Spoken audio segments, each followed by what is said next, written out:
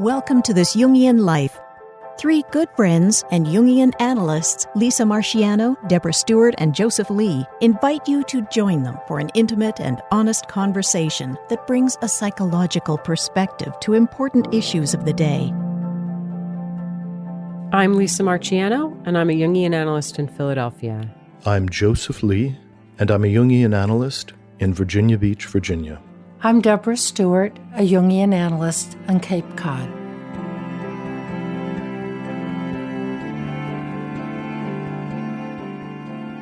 There's something about outrageousness that compels attention in our culture.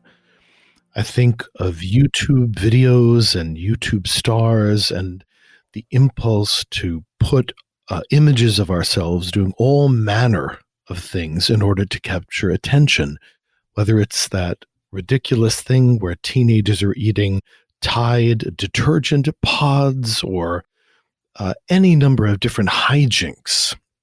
Beyond that, the impulse to be outrageous is ancient. Even in ancient Latin cultures, the word ultraticum, meaning excess or going beyond the norm, was something that even ancient cultures paid attention to. Sometimes this was invited ritualistically as a way of breaking free of the repressive norms, but some people seem to be drawn to outrageous behavior, and we've decided to take a look at that. You know, I'm just thinking with your introduction, Joseph, there is a way that the internet kind of cultivates outrageousness, isn't there? As a way of getting attention, and underneath that, a kind of fantasy that if one were to garner a huge amount of attention, that it would compensate for something in the soul that perhaps is lacking. I'm thinking about your examples of, teenagers eating Tide Pods and other things on the internet. And there have been, really horrendous things on the internet as well. This craving for attention and doing things that are really bizarre, if not sort of often repugnant, is a substitute for authenticity, that it's artificial, exaggerated, in ways that sometimes seem purposeless versus truly authentic, in any sense of the word authentic. Yeah, Sherry Salmon, I'm just reading her book, and she has this great line. I hope I can quote it somewhat correctly. She says, "We crave authenticity, but we're entranced by artifice." That may be a paraphrase, but that we mistake this kind of outrageousness sometimes for authenticity. And maybe outrageousness is even a defense against the authentic, because when we are being authentically connected to our feelings, our vulnerability, our deep desires, there's something very vulnerable about communicating that. Vulnerable in terms of knowing it ourselves, but certainly putting it out there. So sometimes something that's outrageous or a display of outrageous behavior kind of distracts the observer away from the vulnerable realities and to something else that's secondary. I'm really interested in you saying it's a defense, and that rings, powerfully with me. That if someone does something outrageous and is disapproved of, criticized, put down for it, that it doesn't matter because that wasn't really the person anyway. So it doesn't matter. You can't hurt me. It reminds me of what I used to see in teenagers who weren't doing their schoolwork. It's better not to try and then fail than it is to try and fail anyway. Yeah, so it winds up being like a kind of broken wing act or something that kind of draws attention away from where the real soul is. I think so. And underneath that, if we imagine what a person's relationship to their soulfulness might be, one thing I can imagine is they may not have discovered the value in their soulfulness. And so perhaps having brought that forward in other lesser experiments, trying to share themselves with parents who are neglectful or friends who are scornful or insensitive, then they can develop a belief that the soulfulness has no value.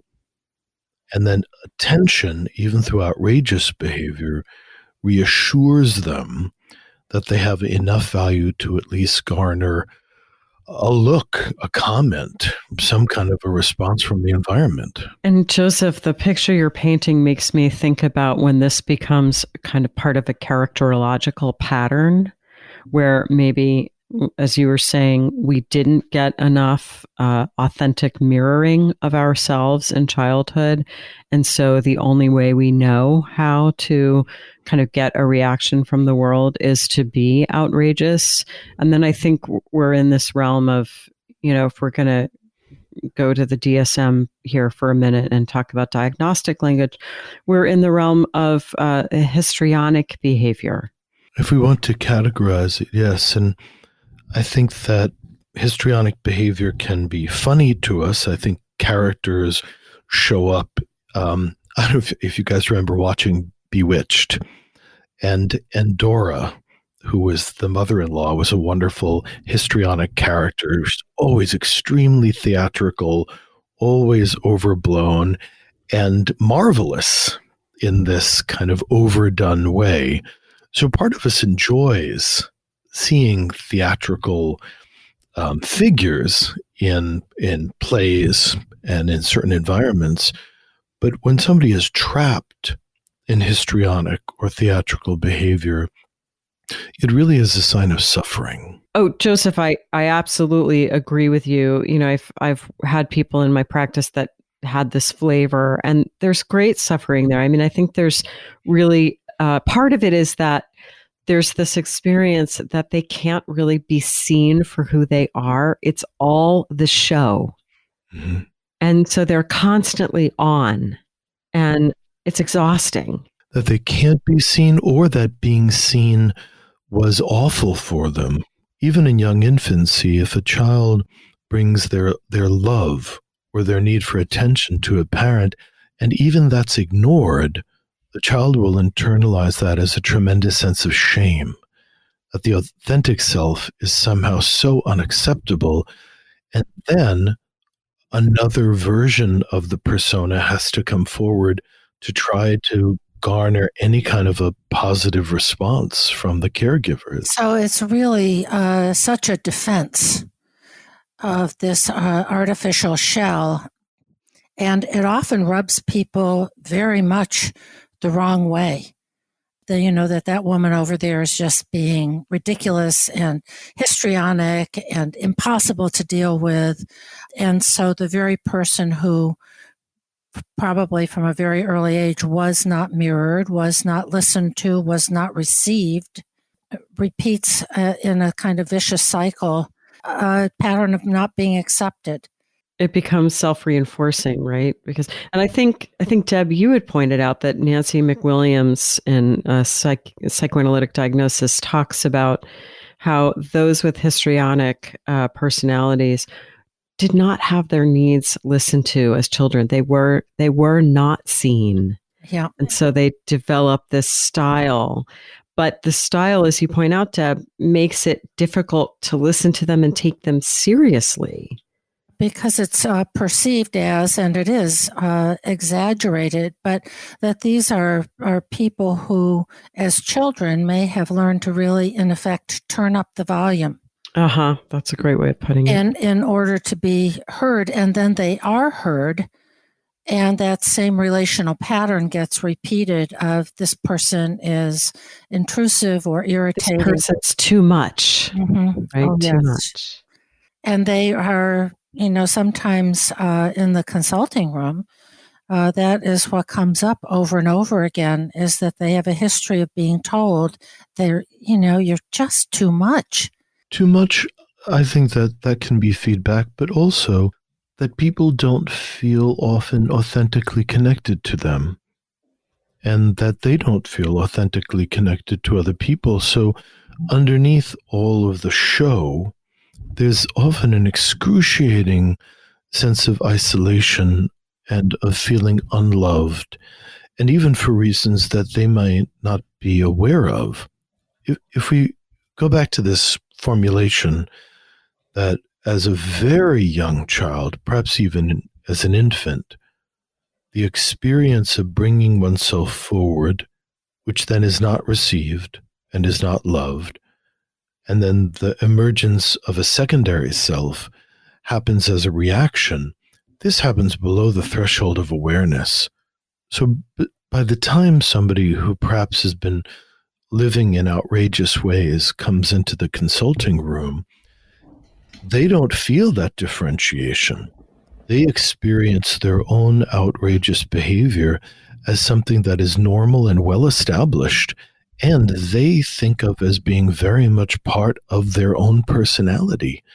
And they are often deeply surprised that their over-the-top behaviors are not garnering them the respect or status that they thought that it should.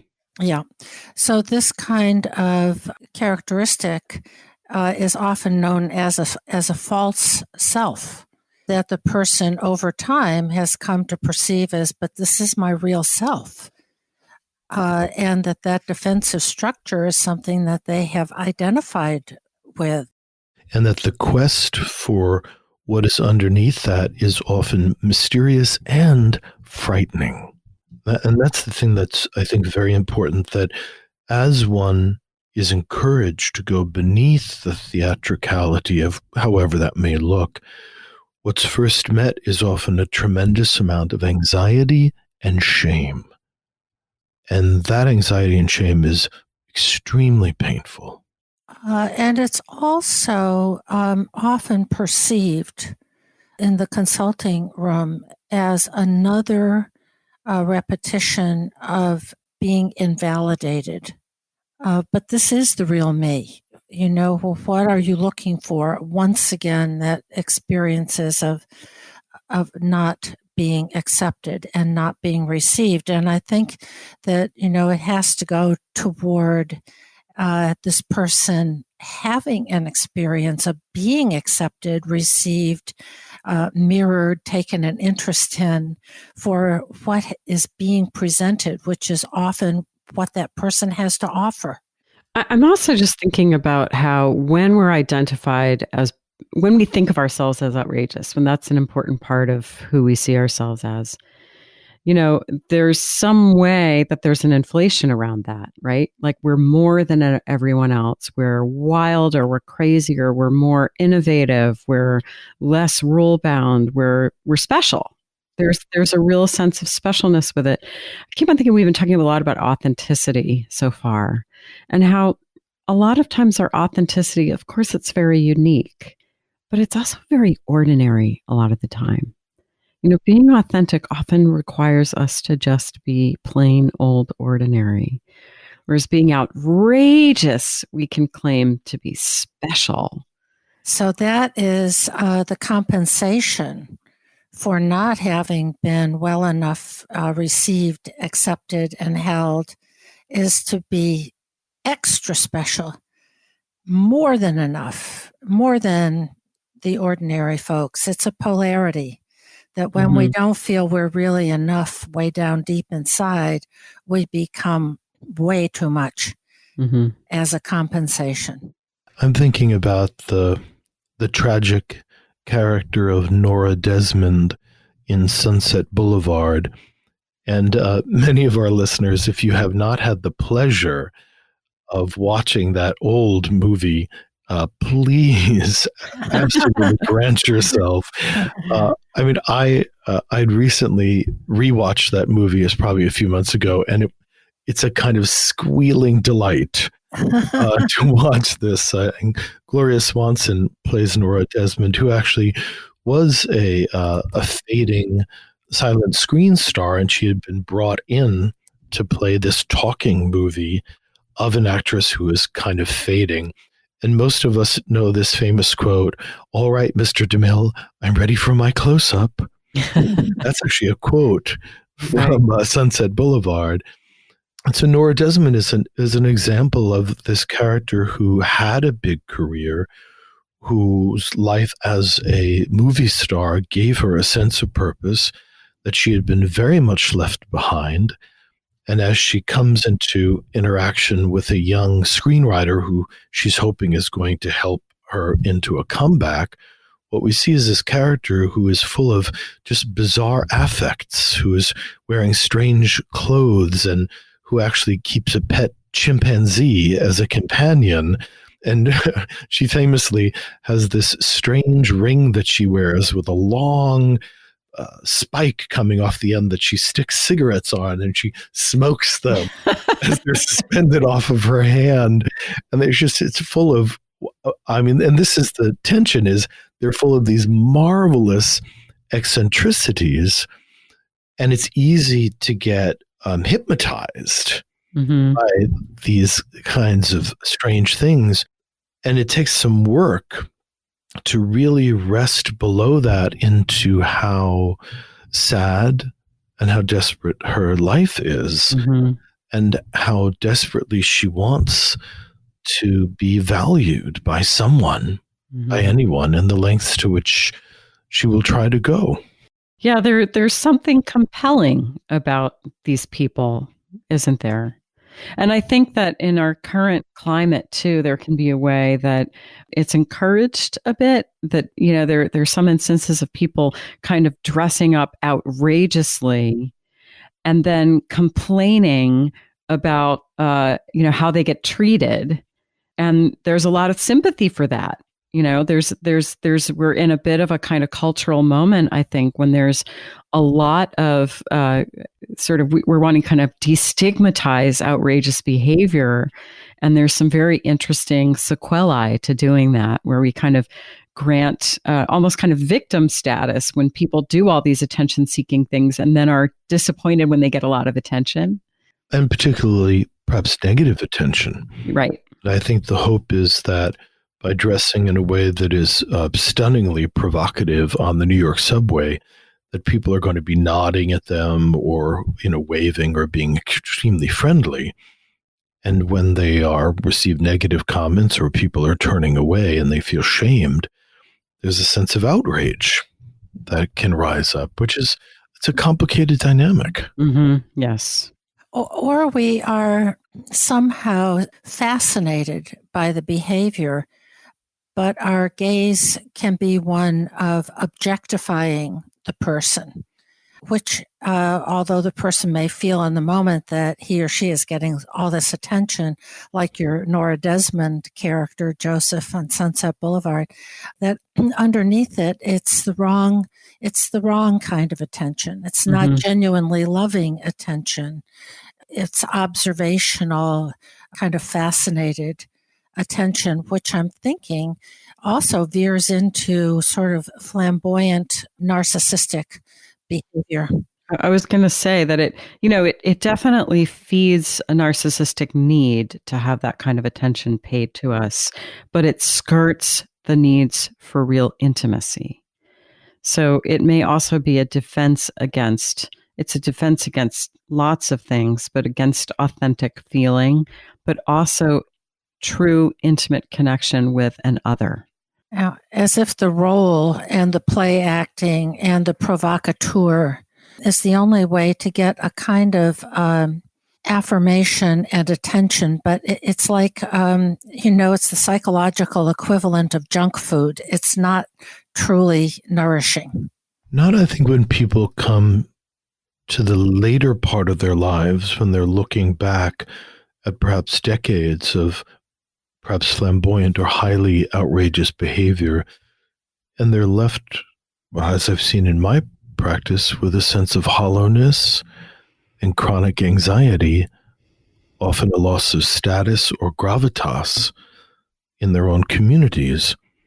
And while people may have thought that they were charming and delightful and fun, but that often may not take us the distance in terms of achieving the life goals that we might have set for ourselves. Yeah, if you were being paid attention to because you were provocative and fun, I think, Joseph, what you're lifting up is you may not have necessarily been taken very seriously.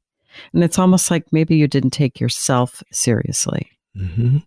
Yes, maybe the deeper realities in the soul that also would have required a lot of rigor, perhaps a lot of sacrifice. Maybe it would have taken years more education or taking other kinds of risks, had actually been sidetracked by all of the libido going into attracting attention for one reason or another. By the way, I also want to say that parts of this can be developmentally appropriate. I can think of, when I was raising a teenage stepdaughter, there were some outfits that she would want to step out of the house with. And I was like, oh my God, you are not going to leave the house dressed like that. I mean, they were so over the top provocative, and how I tried to hold it inside myself was she clearly is curious about the power her sexuality has over her male cohorts, and she needs to somehow come into knowledge of that. But there was another part of me that I was concerned and embarrassed at seeing some of the things she wanted to wear out of the house. Very, very complicated, but she also outgrew it. Right. So you're saying it can be developmentally appropriate. And I also think we've been speaking for the past little bit about when it's kind of an entrenched characterological quality. But, there are times when we all long to be outrageous. We want to kick over the traces and be a little transgressive. And there's something really important and salutary about that as well. Of the discovery in with your stepdaughter and in all of us of where's our power? Where is my power to command attention and be in control and above other people's reactions? And I think your example, Joseph, is I saw it in our teenage granddaughter, of her body, her sexuality, her beauty, to have that be admired and stroll down the street and be able to garner that kind of the power of her own beauty, which was not, just altogether at all unhealthy in any way. She needed to find that. So you're right. I think there is a developmental component. But I'm also interested in the power dynamic of carrying that a little bit further. There's a huge power dynamic in outrageous, flamboyant, narcissistic, all those words that we can put on it, behavior. Well, the power to be shocking. If we look even just into the popular culture and we think of radio announcers and television personality who make careers out of saying or acting in ways that are particularly shocking, and that it draws an enormous amount of power and attention.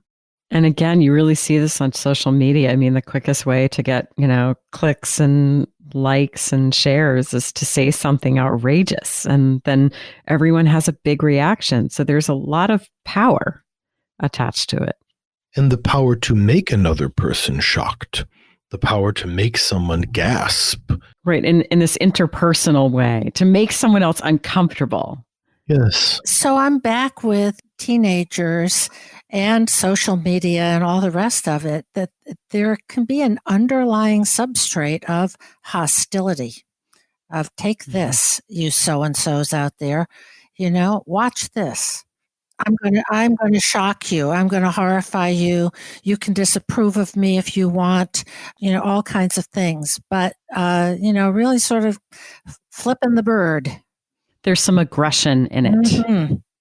Yes, and there's some things right now that are fairly ubiquitous, but I remember several years ago, one of my friend's son at 13 comes home with a pierced septum and an enormous metal ring hanging down from the nose. Right now, I think any of you living in urban centers might see that all the time, so that's no longer shocking. But 10 years ago, down here in rural Virginia, I mean, that was an astounding shocking thing to do, as well as young women getting their nipples pierced, which would then be visible through their shirts. And what is the drive? What is the message to one's parents, to take a behavior like that? And I think we are going to this idea of you're not the boss of me. I have the power to shock you.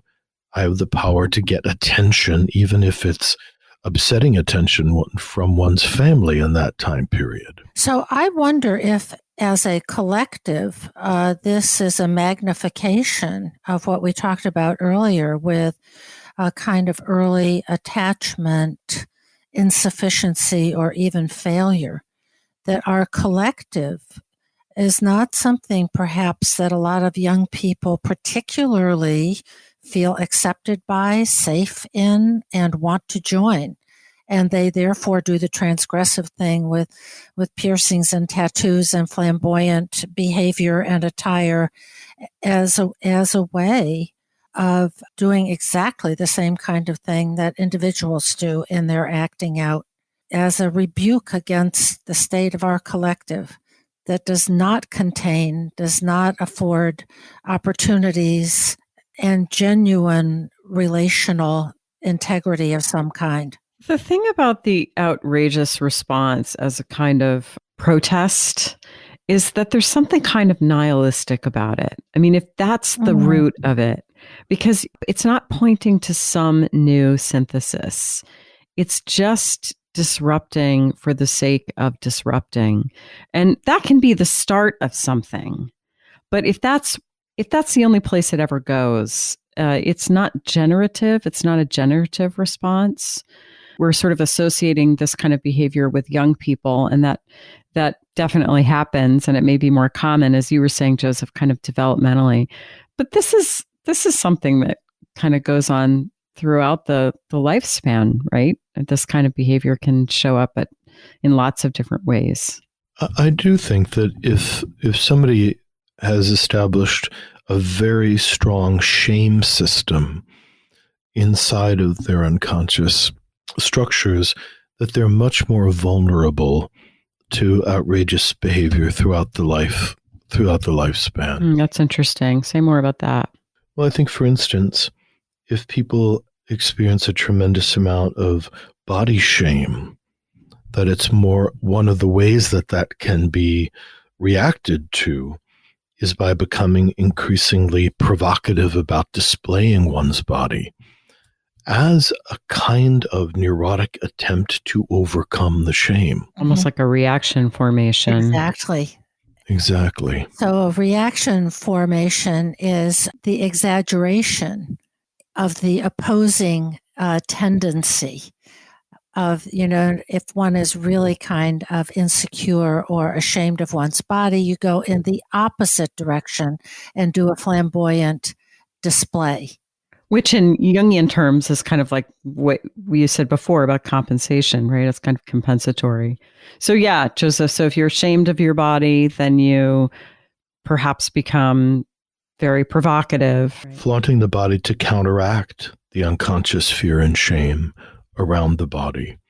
Well, what I'm thinking about here from a Jungian point of view is that this is a failure to hold the tension of the opposites. Mm-hmm. Of if one feels insecure and ashamed of one's body, how do you hold that together with facing the need to have some self-acceptance or, some other way toward what you mentioned, Lisa, a new synthesis? And that the failure to hold the tension of the opposites or just flamboyant behavior is that it doesn't take the person anywhere.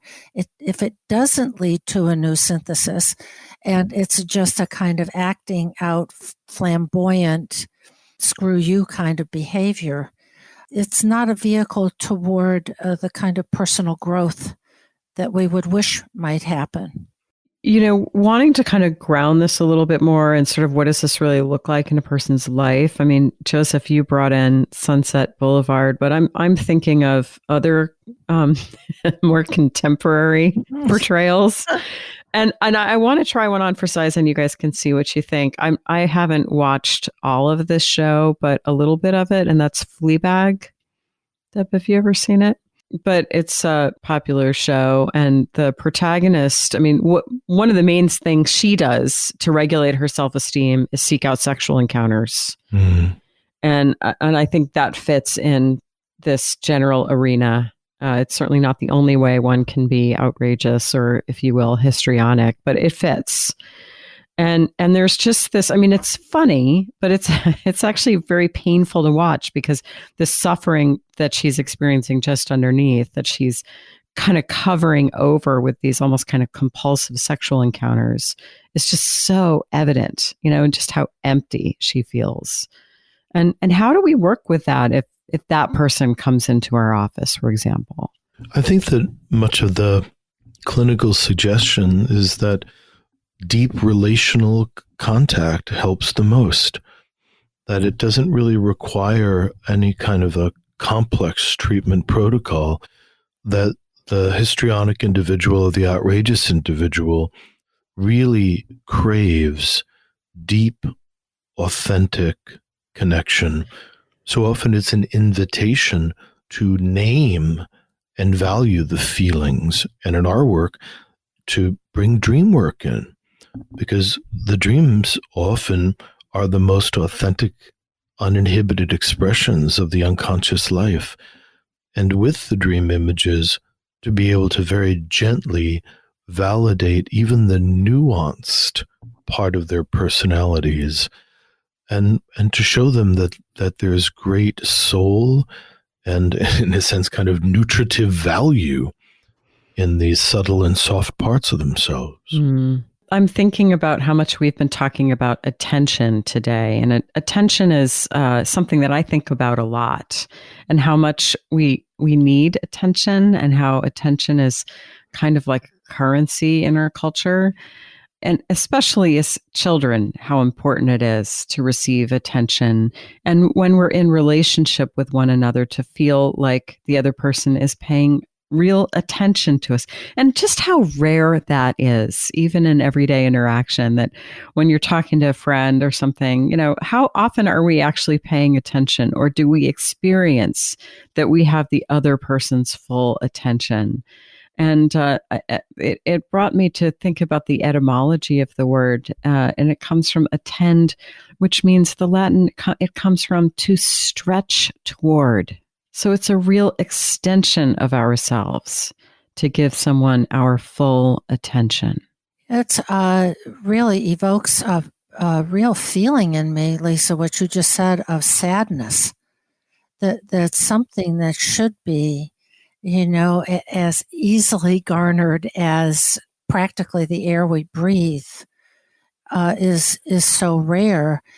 And especially, for a child, since we begin so young, to be enjoyed and attended to for himself or herself, versus the performative aspects of kind of how kids and adults learn to earn attention. Mm-hmm. Mm-hmm. By being useful or interesting or funny, or, in some way performing, and learning to be artificial and sometimes flamboyant or outrageous. When I think about what I do every day as I sit with my clients, I always think about it in terms of attention, and that my number one job is to do my dead level best to give that person my full attention for that time, which is not always easy, by the way. I mean, we get tired, or there are other things going on, but that's the effort. That's the main thing. That's what we offer.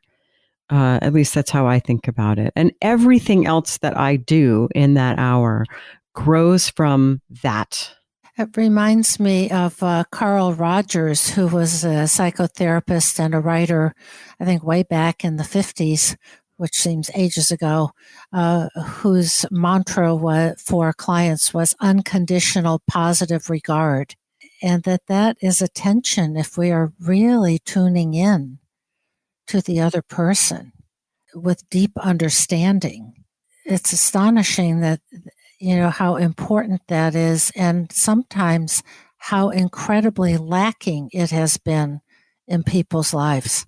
I think the attention, of course, is central. I think relative to this process of outrageousness or histrionic structure, there's also a kind of parsing out of attention that I often am looking for the very kind of nuanced, subtle movements where the client begins to experiment with bringing forward something tiny, something that's authentic, something that isn't big and outrageous. Because when a very theatrical client comes into the office, it's very easy to put the attention on what's being staged for us, whether it's the outrageous language, clothing, the outrageous stories of success or adventures that they've recently had. And on one level, we could be entranced and affirming of the storyline, the narratives. But after a while, I find myself clinically wanting to suppress my reaction to some of the cover, to some of the defenses, and provide much more attention and much more affirmation to the tiny, deeper things that the more vulnerable things. And I'm thinking about feelings, of the feelings of a longing, of a neediness, of sadness for what the person did not receive earlier in life, that those are affects that are very human and very, very ordinary, that often lie underneath the defenses.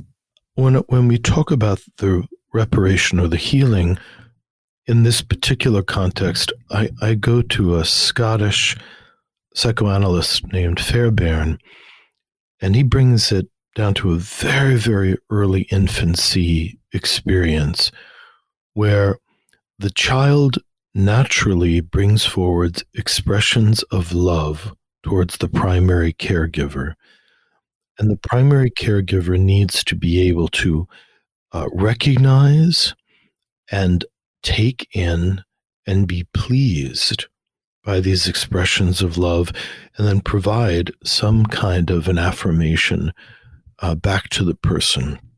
And when this cycle is broken, when the infant comes with an expression of love to the caregiver and the caregiver is even blank, let alone hostile, I think that is the source of a tremendous amount of tumult that later in life shows up in all of this false performance behavior.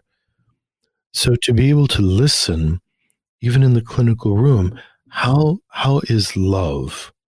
How are things being offered in the room? And sometimes it's as delicate as the client bringing forward an inner reality, what we would call an inner object, and passing it across to the analyst as if it's a gift, where the secrets become the expressions of love in the adult container.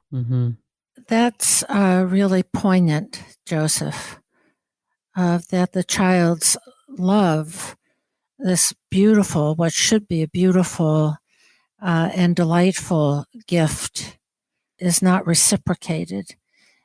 And children learn that their love, and carry it through to adulthood, love is dangerous. That there's something about my own loving nature that is in itself, unacceptable or too hot to handle or 100 things. And so it can get covered over with this sort of flamboyance or outrageousness because of the fear of offering real, honest to goodness love. Yeah, and that when that's offered, Joseph, as you said really beautifully, it needs to be received, really received. So, Deb, I want to go back to something that you were raising before, is when we haven't received love and attention as children, then we find that we need to turn up the volume and perhaps become a little theatrical. What happens is that others see us as outrageous or histrionic and don't take us seriously, which kind of just repeats the pattern, right? It becomes kind of like a vicious cycle. And that can become a real characterological structure. And that makes me think of this fairy tale of the red shoes. Yeah, that's a fairy tale that really kind of portrays this, I think, pretty vividly. And it's about a little girl who's an orphan, and she has made herself some red shoes out of cloth. An older woman, widow, adopts her. And these red shoes are all this little girl has really had of her expressing her own individuality, but it's not deemed at all appropriate. And they're cloth, and they're probably pretty ragged, and they're taken away from her. And somehow she finds a pair or buys a pair of red shoes for herself that she loves dearly. I think she wears them to church, and then her adoptive mother, I believe, dies, and she wears them to the funeral, which is terrible and shocking and horrifying. And eventually, as the tale goes on, the red shoes take her over, and they dance her. The shoes themselves dance and dance. And in some versions, she dances until she drops down dead. In another version, she has to have her feet cut off. And that is a story that when I read it as a child, and still when I encounter it, evokes terrible sadness that her deprivation became such compulsivity, and her individuality and life and joy was all displaced onto these shoes because she didn't have it in the relational realm. And no one actually saw her inner neediness and deprivation. They just pronounced her bad and wrong for wanting these vain red shoes. Right. So the red shoes sort of became a replacement for something else. And this image of them dancing her, it's a real image of compulsive behavior. And I think what we've been saying is sometimes this outrageousness can have that compulsive quality. Yes, it's a palliative, that you let off steam, so to speak, with whatever it may be. That's fine until next week or 3 days from now. And then you have to do it again. So it doesn't really get to the bottom of it. And it's a repetition compulsion. So I think we've covered a lot of territory looking at the soulful and often painful underpinnings of outrageous behavior. And I think the healing call that we've all held is that no matter what the outrageous behavior may look like, whether it's the theatrical behavior of a Norma Desmond who's constantly reliving their past glories, or whether it's a teenager who comes in with huge gauges in their ear all of a sudden and didn't give anybody any warning, or whether it's, our spouse who's going through a midlife crisis and all of a sudden is dressing with an incredibly sexually provocative clothing. Or buys a motorcycle.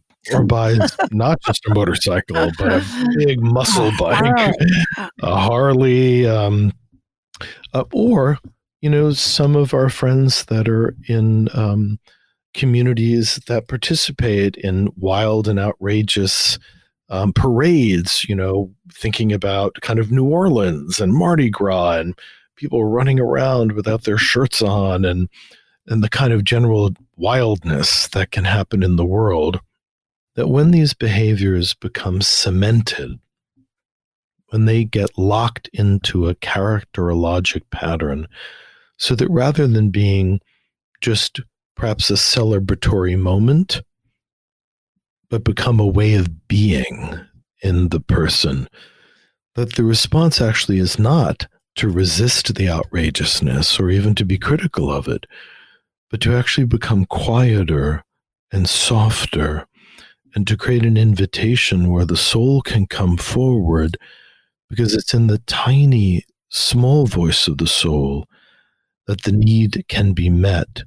And then naturally, some of the more outrageous expressions fall away. That's really lovely. And with that, I wonder if we can listen to one example of the voice of the soul, which we call dream.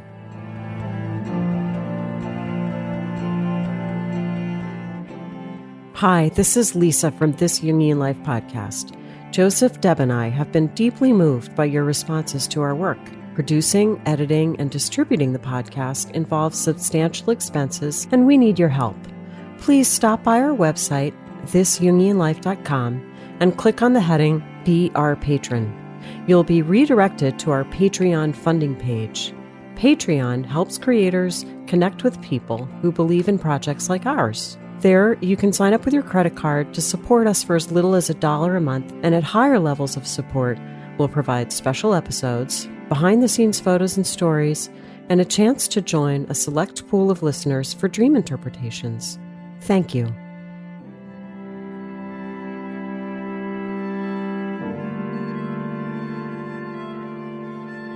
Our dreamer is 28 years old. She's a woman, a psychologist, and here's the dream. I am observing two creatures walk up a steep flight of stairs. At the top of the stairs lies another creature. This one is beautiful and majestic. It is dying. I see its spine protruding. The bones have made it to the surface. I am disturbed. I watch as one of the creatures opens the dying creature's stomach, which has been sliced open. The creature slides inside. I have the felt sense that it is sucking up what little life force remains of the dying creature.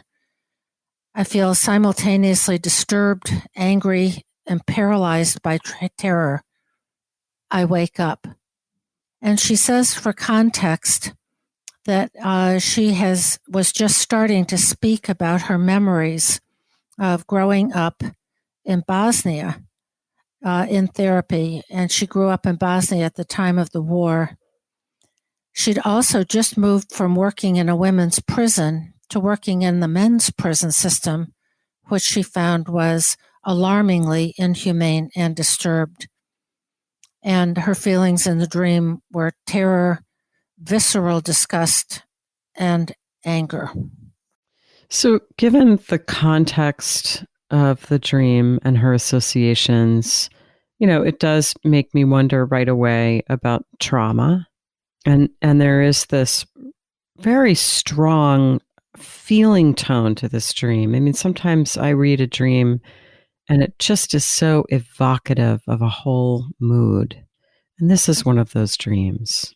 I'm aware, too, echoing your take on it, Lisa, around trauma, that she grew up in Bosnia during the time of the war. So that's a traumatic situation. She is working in the prison system and has gone from women's to men's, which she's finding inhumane, which is another trauma. And then we have the dream itself with the dying creature and its stomach sliced open, and another one sucking what remains of its life force out, which is a traumatic image as well. So we really have layers here. Right. And the creature that's dying is beautiful. Yeah. And majestic and beautiful. But I also am aware of our rule of thumb that the least trustworthy attitude in a dream is that of the dream ego. The dream ego is very disturbed by what it is seeing, which makes me curious about wanting to try to see it the other way. How might what is happening be just the right thing, the thing that is needed? Is it possible that the two creatures walking up the stairs, that the beautiful creature has, necessarily sacrificed itself or been sacrificed so that these other creatures can flourish? And might this be a necessary movement in the psyche somehow? Yes, I think that this kind of scenario happens in the natural world all the time. Those of us who don't perhaps live near a forest or who don't have a lot of relationship with the wilderness, sick animals are often preyed upon by more healthy animals, and they are eaten and killed. So to me, I think that this stream is a confrontation and an initiation into the animal soul, into the dimension of life that is below the sentimentality and even naivete of human psyche, where things that we would consider brutal are commonplace. And I think her experience moving from the women's prison into the men's prison is a similar kind of initiation, and that something inside of her, which is unaccustomed to these levels of brutality, is struggling to find its footing. Yeah, I really can resonate to what you're saying and add to it that the creature that's dying is beautiful and majestic. And that might have been a compensatory attitude to what she experienced growing up and what she's currently experiencing in the men's prison. And that she's at this point in therapy. And maybe the initiation is really being able consciously to accept, understand, and process these traumas. To accept life's brutality. Yes. Yeah, I think I'm with you, Deb, that sometimes one of the things that we need to do is sacrifice a kind of naivete. And I think you bring it up really perfectly. In a psyche like this, it might be a sort of compensatory attitude of, sort of trust or something, but that can hold us back. And sometimes that has to be sacrificed in service to something that is more encompassing of shadow, let's say. I'm also aware that the dreamer is 28, which is often a time of great transition for many people. It's the transition to adulthood. There's an astrological import to that age. It's the Saturn return. So it is a time of kind of leaving behind childish things of youth and entering a more adult stance, which sometimes does require that we understand brutality and know how to deal with it. What can you say more about the Saturn return? I'm not very astrologically informed.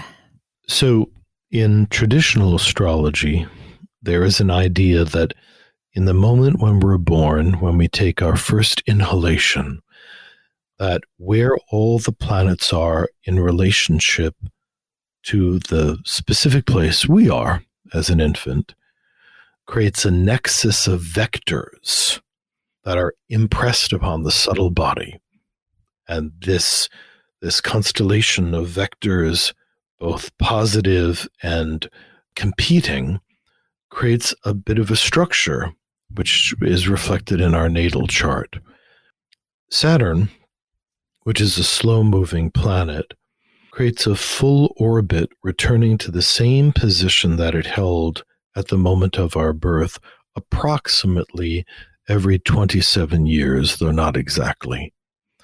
When a planet, allegedly, returns to the exact same place that it held at the moment of birth, it activates its correlate in the personality. And this idea of the microcosm and the macrocosm is very ancient and very archetypal. There's a feeling that the ancients had and needed to have that the starry heavens were reflected somewhere in the human soul, and that there's a coordination between the two. So in modern astrology, when the planet Saturn comes into the same relationship as it did when you were born, that it activates certain Saturnine archetypal forces. And when Saturn is activated, often there's a great intensity that's woken up around our unlived life. So around 28 and again at 56, people will often feel a great internal confrontation around, am I really in the right job? Am I living in the right place in the world? Am I in the right relationship? And often a lot of things are called into question. Yeah, that's great. Thank you for that. And I certainly see this a lot, when I work with people around this age, and perhaps it's the imprint on our subtle bodies, or perhaps it's just the age 30 transition. I don't know how to interpret it exactly, but it is a time when a lot of things are called into question. And there can be kind of a sacrificing of old values so that some new values take precedence. And I wonder if that's what we're seeing in this dream. Then it looks kind of bloody and unpleasant to the eyes of the ego, but it might be just, as you point out, Joseph, just kind of part of the natural landscape of the psyche. And right around this age, there is often just a developmental readiness to move into a different stage, enough ego development, enough life experience to be able to have an internal confrontation with oneself of where am I going in the world, and especially facing some of the shadow elements in oneself that one has had to set aside during earlier developmental periods. And so this dreamer is coming to terms with how inhumane and brutal work in a men's prison is. And here's this dream image that seems very inhumane and brutal. The beautiful creature is dying, stomach is sliced open, and the creature just goes in and sucks the rest of the life force out of what you were saying, Lisa, about being able to face affects that are brutal and survival oriented and physical and instinctual. You alluded to it too, Joseph, in your, with the life of the forest, of this is also animal life and the part of us that is like that psychically. Yeah, I mean, Jung said something like the best way to deal with others' darkness is to be aware of your own. The other piece that I think is so relevant to this dream has to do with the death of sentimentality. Right.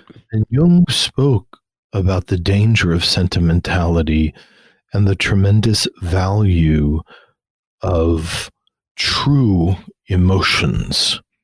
Jung said that sentimentality is the superstructure that is erected upon brutality. And so what he meant by that is that in the face of the brutality of nature, the brutality perhaps of working in the prison system, that a veneer of superficial tenderness, superficial feeling states can be erected to keep us away from this aspect of nature which is red in tooth and claw. Our dreamer is 28 years old and they're a psychologist. It takes a long time to get through one's psychological training, so I would imagine she might even be a rather new psychologist to the industry. Many mental health workers are pushed through their training and are almost forced to create a kind of maudlin sweetness and sentimentality in their work, a kind of niceness that pervades the work and is a misunderstanding, I think, of Carl Rogers' work. I think what we reach to pretty early on when we're out in the field is that sentimental responses are often not therapeutic.